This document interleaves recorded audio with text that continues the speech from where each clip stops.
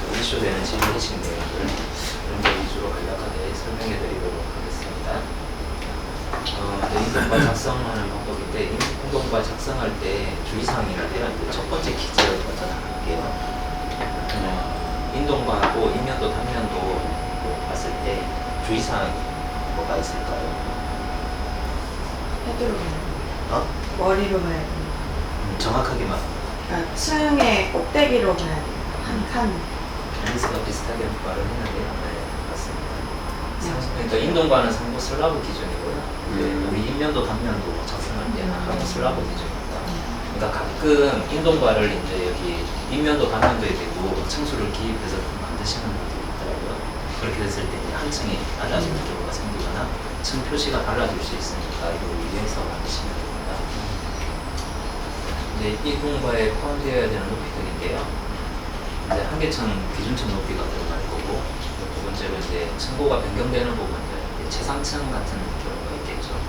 중간에 기준층에서도 달라지는 높이가 있으면 그 높이까지 다 인동과에 포함을 해야 됩니다.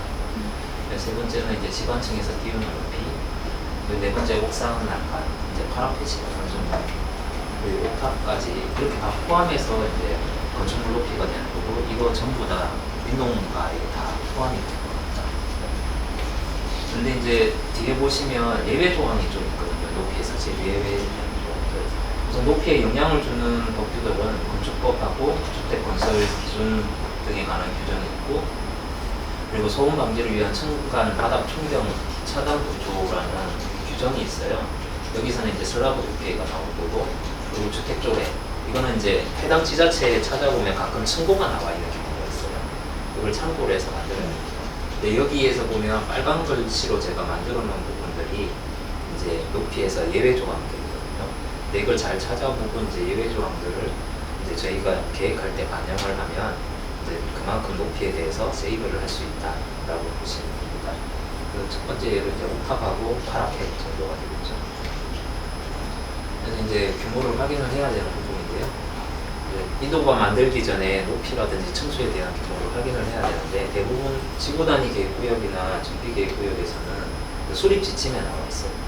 수립 지침에 몇 미터 이하로 해라 이렇게 나와 있거나, 혹은 25층 이하 뭐 이렇게 되어 있거든요. 뭐 층으로 나와 있으면 층고가 아무리 높아도 상관없는데, 그 높이 위주로 나오면 우리가 층고 계획을 할 때 좀 유의해서 해야 되는 그런 상황들이 있습니다.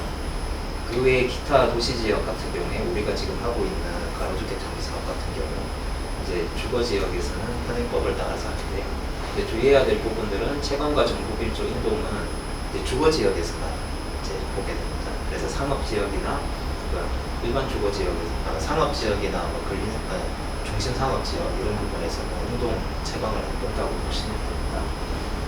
그리고 또 유의해야 될 사항들이 이제 상업지 같은 경우 준주거 지역에서 보면 가로구역별 제곱 높이라는 규정이 있어요. 이 규정에 대해서도 이제 보고 몇 미터 이하까지 가능한지 높이를 확인하고 저희가 규모를 작성하시면 됩니다. 그래서 인동과 이제 작성을 할 때 이제 필요한 부분들이 여기에서 제일 긴 부분까지는 기준층 층고가 들어간다고 보시면 돼요. 그리고 이제 제일 문제가 되는 이 작은 부분에 많은 요소가 들어가게 되겠죠. 이게 층고가 변경되는 부분, 지반층에서 띄워야 되는 부분, 그리고 옥상 난간, 앞에 부분, 그 옥탑 부분인데, 이제 예외 조항이 2분의 1 이상 투시형 난간으로 했을 경우에 제외가 돼요. 그러니까 우리가 아파트가 이렇게 있으면 아파트 전체 위에 옥상에 그냥 투시형 난간으로 이렇게 설치가 하게 되면 그 옥상 파라펜 높이만큼은 높이로 인정을 다 한다라고 보시면 됩니다. 그리고 옥탑도 12m 이상 초과되는 부분들만 이제 높이에 산입이 되고, 그 이하는 산입이 되지 않기 때문에 대부분 우리가 만드는 거 보면 이 두 가지는 빠지고 이 세 가지만 기입을 해서 인동과를 만든다고 보시면 됩니다. 근데 가끔 이제 제가 만든 인동과 중에 아마 요 세 개를 합한 거에서 플러스 한 600 정도가 더 여유롭게 이제 준 게 있을 거예요. 이제 파라펜 높이였는데 이게 최근에 바뀐 거예요. 이게 최근이라도 하기엔 한 4, 5년 전에 바뀐 거고, 제가 가지고 있던 인동거리 건축도 그 반은 이제 LH 기준이었거든요. LH 기준에서는 평지봉일 때 파라펜에서 2분의 1 포함을 한다라고 되어 있어요. 그래서 그 지침 기준으로 만들다 보니까 600 정도가 플러스 되어 있는 부분이에요. 그래서 저희는 이제 저희 기준에 맞게끔 다시 제작을 해서 사용하시면 됩니다. 이제 인동바 예시인도인데요. 네, 가장 잘 되는 이제 인동바를 가지고 왔는데 어떤 부분을 기입을 해주느냐. 이제 여기에 1H, 0.8H, 0.5H 이제 기준이 되는 높이를 적어주시고요.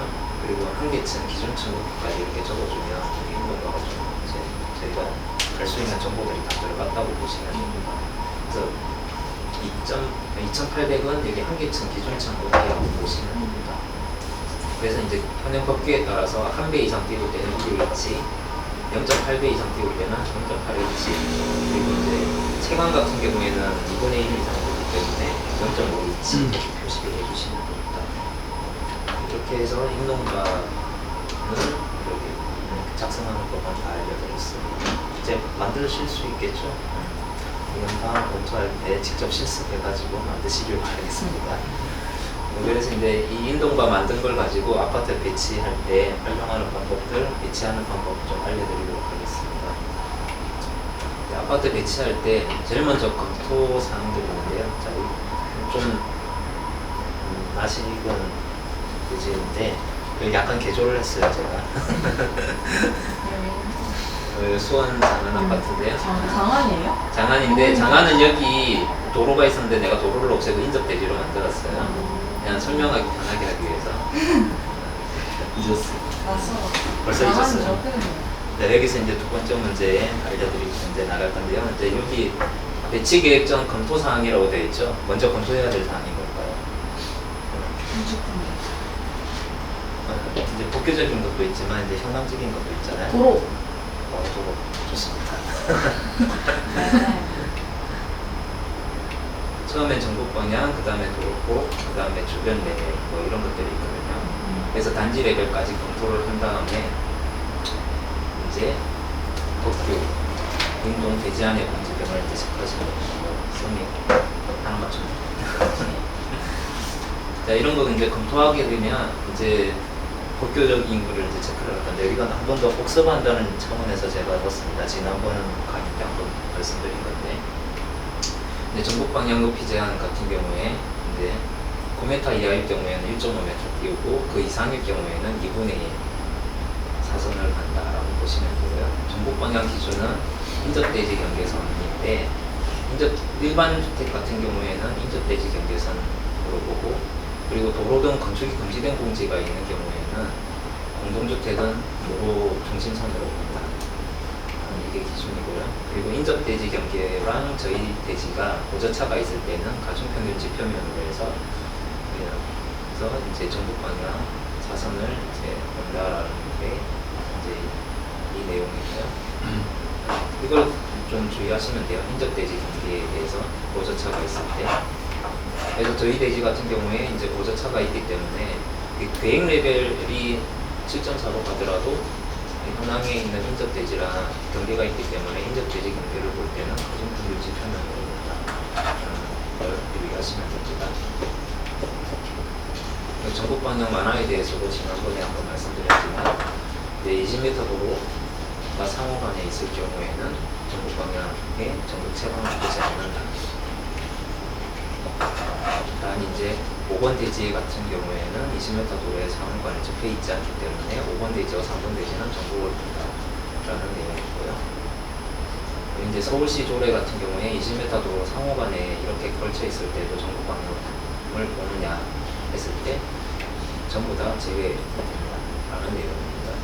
특히 5번 대지하고 3번 대지하고 상호간에는 좀 5번 대지, 4번 대지하고 그러니까 4번 대지랑 3번 대지, 5번 대지랑 3번 대지 상호간이고 20m 도로는 벽면으로 둘러싸여 있기 때문에 보지 않는다라는 게 서울시 조례에 있습니다.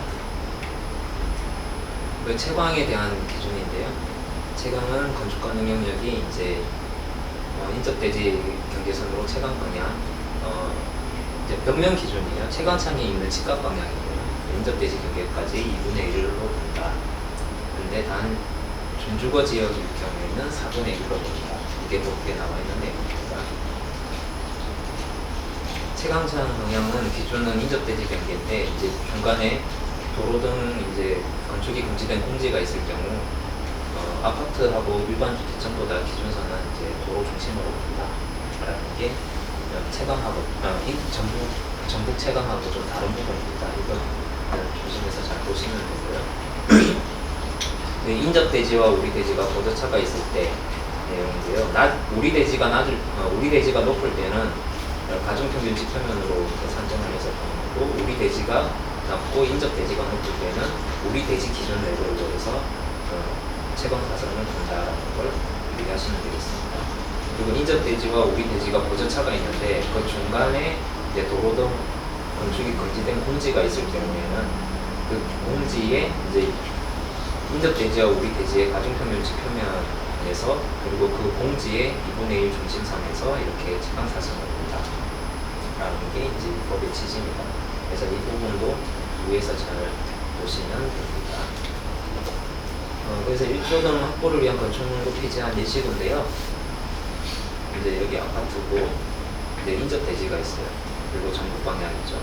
그래서 인접 대지하고 아파트하고 이렇게 볼 때 여기는 2분의 1 채광을 보고, 그리고 아파트와 이제 주택 다세대로 되어 있는데 이게 아파트가 될 수도 있겠죠. 공동주택 간에는 운동거리로 봅니다. 그리고 이제 중간에 이제 건축이 되지 않는 공지 도로가 있죠. 도로가 있고 인접 대지가 있는데 인접 대지와 우리 대지 사이에 이제 볼 때는 도로 중심선으로 해서 전북 채광을 본다라는 내용입니다. 그리고 측벽과 측벽이 만났을 텐데 여기는 이제 측벽과 이제 채광창이 있는 부분이에요. 근데 채광창이 없는 벽면으로 되어 있어요. 근데 채광창이 없는 벽면이라면 0.5제곱미터 창도 채광창이 없는 벽면으로 인정을 해주거든요.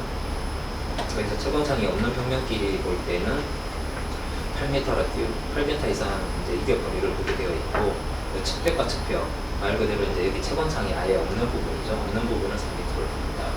그리고 채광창과 인접대지 경계 사이에는 2분의 1 높이로 본다. 그리고 이제 측벽과 인접대지 경계 사이에서는 이 두 사이에서는 이제 대지 안의 공지 기준만큼을 띄우면 되는 겁니다. 여기 기준에서는 그냥 0.5로 되어 있는데요. 이 0.5는 이제 0.5H로 되어 있는데 그냥 2배 정도 띄웠다 그런 내용인데, 실질적으로는 대지 안의 공지 기준만큼을 띄우면 됩니다.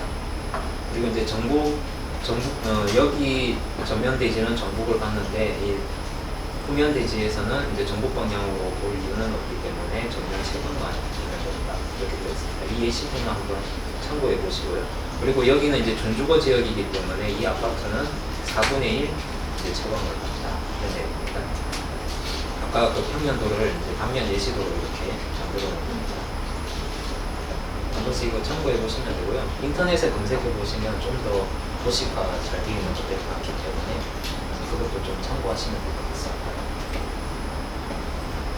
그래서 이제 아파트 배치 계획을 하겠다. 이 모든 사항들을 다 이제 검토했으면 아파트 배치를 하게 되는 겁니다. 그래서 먼저 도로 중심선과 인접대지 경계선을 먼저 확인을 하시고요. 그리고 이제 대지 안의 공지 확인을 하고, 그리고 이제 전북 방향을 확인한 다음 이제 건축주가 마음에 들게끔 배치를 하시면 됩니다. 그것도 최대 용적률로 바꿔서. 그래서 한 배치입니다. 자, 이제 여기서 이제 시험 실습이 들어가는데요. 자, 이거 각자 한 장씩 받아가시고 펜 하나씩. 네? 어제 클린터 기사님 오셨어요? 저는 못 봤어요. 아니요, 어제 오늘 오전이나 그 중에 뭐 몇 배 이상 띄운다 이런 것까지는 표기 안 하셔도 돼요. 자, 이 사선이 어떤 사선인지만 적으시면 돼요. 채광이면 채광, 인동이면 인동, 전북이면 전북, 그렇게만 적어주시면 됩니다. 파란색이 창문이죠. 네, 파란색이 창문입니다. 시간은 2분 드릴게요. 1분 너무 짧나?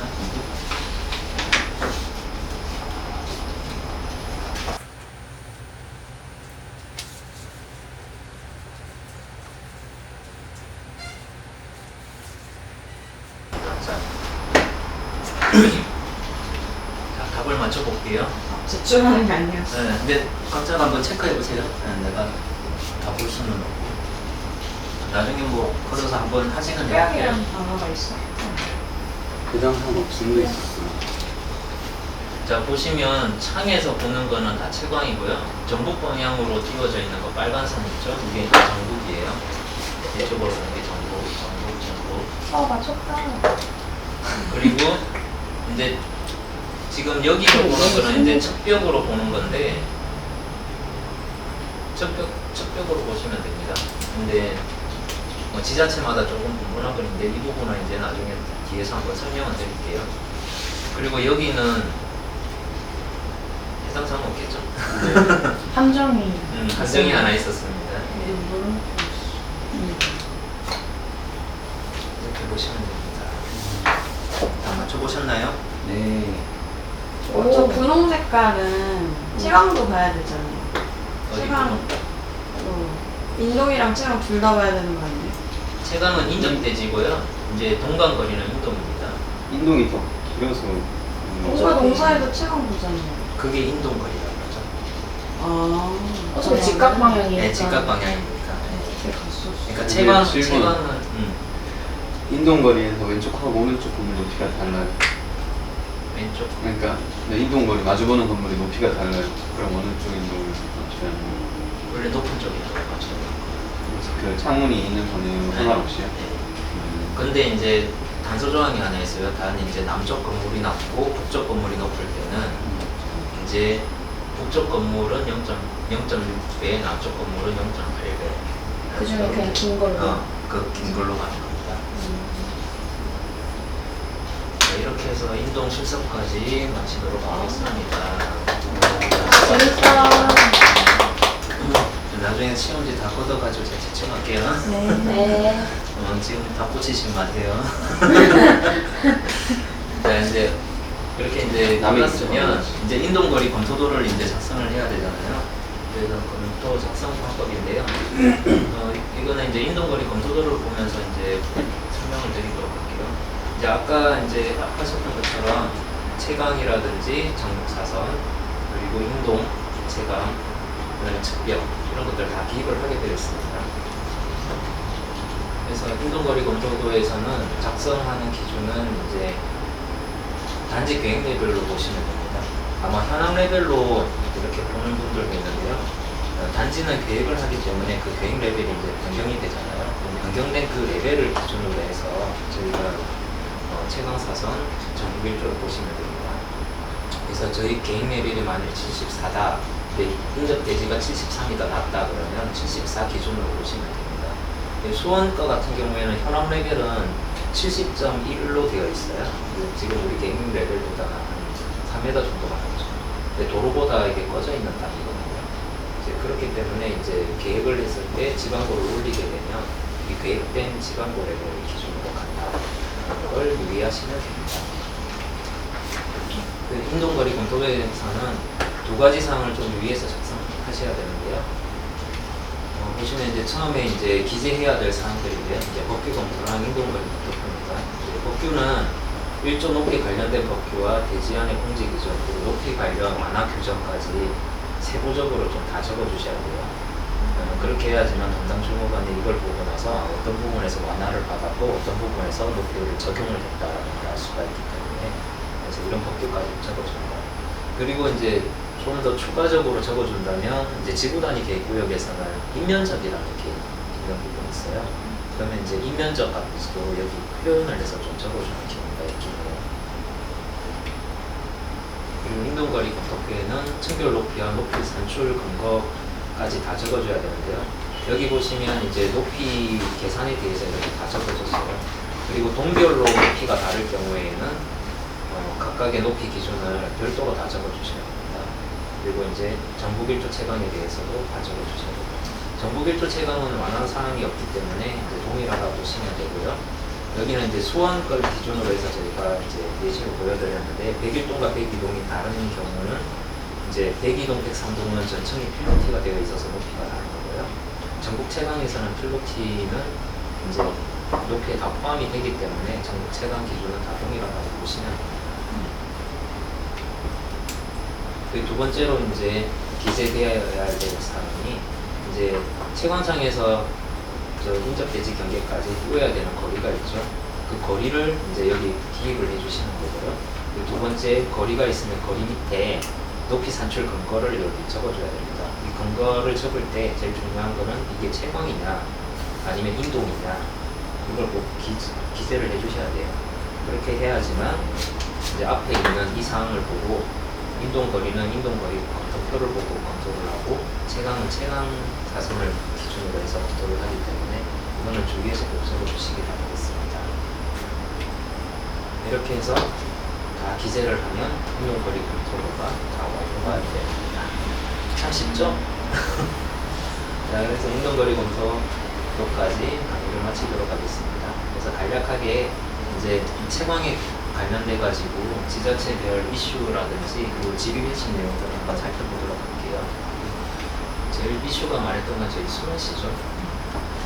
최근에 이제 조원 아파트, 장안 아파트 하면서 생긴 내용인데 원래는 측벽과 채광창이 있는 부분이 마주볼 때예요. 채광창이 없는 이제 0.5 이하층과 벽면과 측벽이 마주볼 때 8m 이상 이별이고 측벽과 측벽에 마주볼 때 4m 이별이에요. 근데 저희가 채광창이 다 빗겨나 있죠. 측벽과 마주 보는 것도 아니죠. 그러면 이런 기준에서는 보통 대부분 지자체에서는 4m 이상 이렇게 띄웠었거든요. 근데 여기서는 그래도 이 벽면에 채광창이 있기 때문에 마주 보지 않더라도 이 기준으로 봐야 되지 않냐. 그래서 8m 이상 띄우라는 그런 이슈가 있었어요. 그래서 이거는 좀 지자체마다 해석이 다르다 보니 사전 협의가 좀 필요한 부분이다. 그래서 이런 것들을 이제 주의해서 보시면 돼요. 그래서 꼭 이런 채광이라든지 이런 부분들 해석하는 게 지자체마다 조금씩 틀려요. 그래서 뭐 서랑서랑하는 경우도 있고, 그리고 지휘회신을 기준으로 하는 경우가 있습니다. 그래서 이런 부분들을 주의해서 잘 보시기 바라겠습니다. 네, 두 번째부터 이제 국토부 지휘회신을 잠깐 볼 건데요.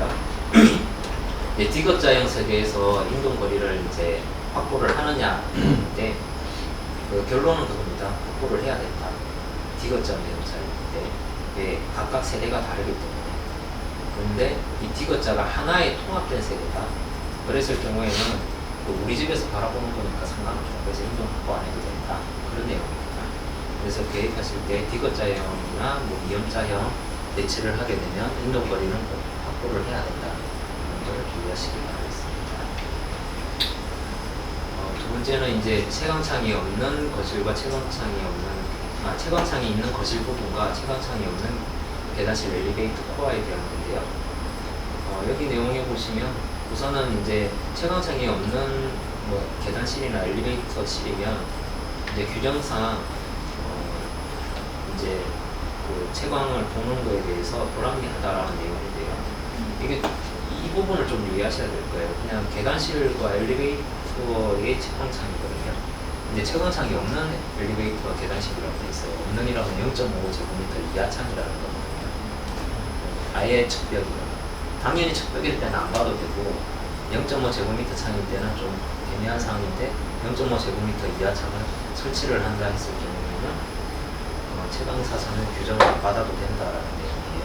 그러니까 없는 벽면이에요. 우리가 지금 그린 창들은 전부 다 채광창이 있기 때문에 저희는 봐야 된다라고 보시면 되거든요. 그거에서. 근데 만일 그거를 이제 0.5제곱미터 이하로 하겠다 하면 굳이 안 보셔도 되는 부분이에요. 그리고 이제 전국 1조의 내용인데요. 우리 계획대지가 상업지역, 원래 전국 1조는 이제 주거지역에서만 보게 되어 있잖아요. 그래서 상업지역이나 준주거지역에서는 제외가 되어 있어요. 근데 내 땅이 상업지역에서 계획을 하고 인접대지가 일반 주거지역일 경우에 전국을 보느냐 이 내용이거든요. 결론은 우리 땅에서 사업하는 게 상업지역이기 때문에 안 봐도 된다가 결론입니다. 그래서 전국 1조나 이제 채광에 대한 내용들은 전부 다 계획되는 부지라고 보시면 돼요. 근데 여기 또 단서 조항이 하나 있긴 해요. 뭐 그 상황은 잘 모르니까 지자체와 협의해라 이런 내용이 있어요. 근데 이제 지자체마다 좀 다른 내용은 있겠지만 법적 해석은 전국 1조를 안 봐도 된다라는 내용입니다.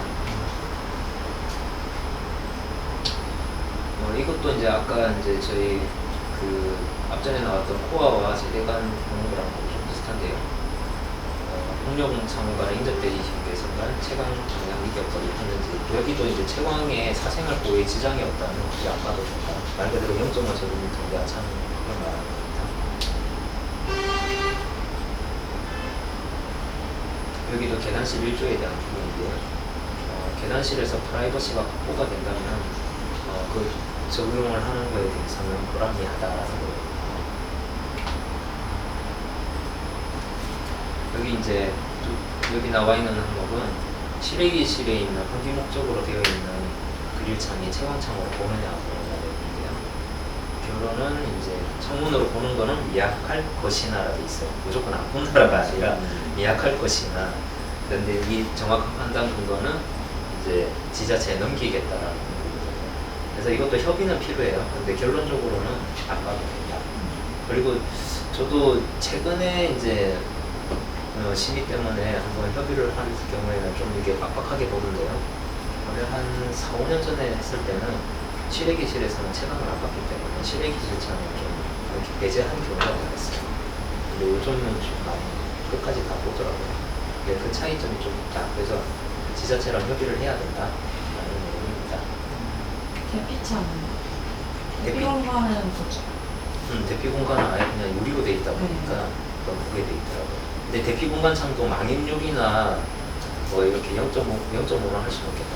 망입유리나 뭐 이런 걸로 하면 또 안 봐도 된다라는 뭐 그런 내용들이 있어요. 그것도 협의가 필요한. 네, 협의가 필요한 내용입니다. 저 질문. 만일 그 단위 세대가 곡선이에요. 그러면 그럼 어떤 걸 기준으로 봐요? 만일 쉐입이 이렇게 곡선이에요. 곡선이면은 그런 뭐 채광이나 인동이나 그렇죠. 이런 거를 직각방향 창에서 직각 방향인데요. 이게 창이 곡선이야. 그려주려고. 운동국에 차이 목소리가 뭐 드물걸? 아, 가끔 있어요. 드물. 이거 좀 지워도 돼요. 아니요, 접선으로 하는 거 아니에요? 종이를 하나 접선으로. 붙여드리고. 이거 지워도 될지 모르겠어요. 여기다가 좀 그래서 설명해 줄게요. 죄송합니다. 단위 세대가 이렇게 원칙대로 이렇게 창이 이런 창이다 그러면 제일 먼저 나와 있는 요 창 있죠. 여기서부터 이렇게 하나, 여기서부터 이렇게 하나, 여기서부터 이렇게 하나 이렇게 보시면 돼요. 끊어 분리. 좀 불리하겠죠. 근데 이제 반대로 이런 식으로 나와 있다. 그죠? 여기서도 똑같습니다. 그냥 여기서 이렇게 하나, 여기서도 이렇게 하나 이렇게 보시면 돼요. 네, 꼭지점에서 본다라고 보시면 돼요. 그 꼭지점 내에서 좀 걸리지만 않으면 충분히 체감이 될 수 있습니다. 그럼 저거는 저 벽면을 다 봐야 되네요. 실제 다 봐야 돼요. 원래 채광이 있는 벽면 이렇게 끊겨 있으면 안 보는 경우 있잖아요. 정말 한 벽면을. 한 벽면으로 봐서 거의 다 본다고 보시면 됩니다. 결론은 하지 말자. 결론은 하지 말자. 어렵습니다. 저도 예전에 원형 발코니로 해가지고 한 적이 있었거든요. 이 발판이 면적 따는 것도 어려워요. 전 캐드로 줍니다. 그걸요? 인정. 저 하다 넘겼잖아. 아니. 자, 이거는 이제 채광창이 없는 벽면이 아니라 채광창이 있는 벽면이 측벽을 바라봤을 텐데요. 무조건 인동을 확보해야 됩니다. 측벽을 바라보든 뭐 다른 뭐 벽을 바라보든. 근데 인동을 확보하는 부분은 여기 높이에서 인동을 확보하는 거고요. 여기 높이에서는 인동 확보하는 겁니다. 그래서 여기가 만일에 20층으로 높고 여기가 10층으로 낮다. 그러면 인동 확보는 10층만 하면 된다. 아까 8m는 그럼 다른 거예요? 8m는 여기가 그러니까 채광창이 없는 0.5층. 네, 0.5창일 경우에 측벽을 바라볼 때는 8m 이상인데 이거는 채광창이 있는 경우에 이렇게 바라볼 때는 무조건 인동을 확보한다. 대신에 채광창이 있는 벽면의 높이만큼. 나머지 사항들은 이제 건축법 시행령 86조 관련된 내용들을 좀 도식화되어 있는 부분이고요. 이런 부분들은 한번 여러분들이 참고해서 보시면 될 겁니다. 근데 여기서 좀 유의해야 될 사항은 이제 이거 45도 45도 되어 있는데요. 어떤 거냐 그러면 남향에 있는 건물이나 북향에 있는 건물이 이제 높을 경우에 이제 그러니까 남양이랑 정남이랑 그러니까 정남 기준이 동쪽으로 45도, 서쪽으로 45도 이 이내에 있는 게 이제 정남향으로 이제 인정을 한다라는 얘기예요. 그래서 채광창이 이렇게 45도 꺾였을 때 여기서 이제 건물이 이제 바라본다. 그러면 여기 건물이 난다 그러면 낮은 건물에 0.8, 높은 건물에 0.6을 적용을 할 수 있다. 그 내용입니다. 이 부분만 좀 유의하시면 되고 나머지 부분은 전에 이제 설명드렸던 것처럼 가중평균 지표면 보는 방법과 그리고 이제 주상복합일 경우에 이제 각각의 높이를 보는 방법 이런 게 있습니다. 한번 참고해서 이건 한번 보시도록 하겠습니다. 이상 교육을 마치도록 하겠습니다.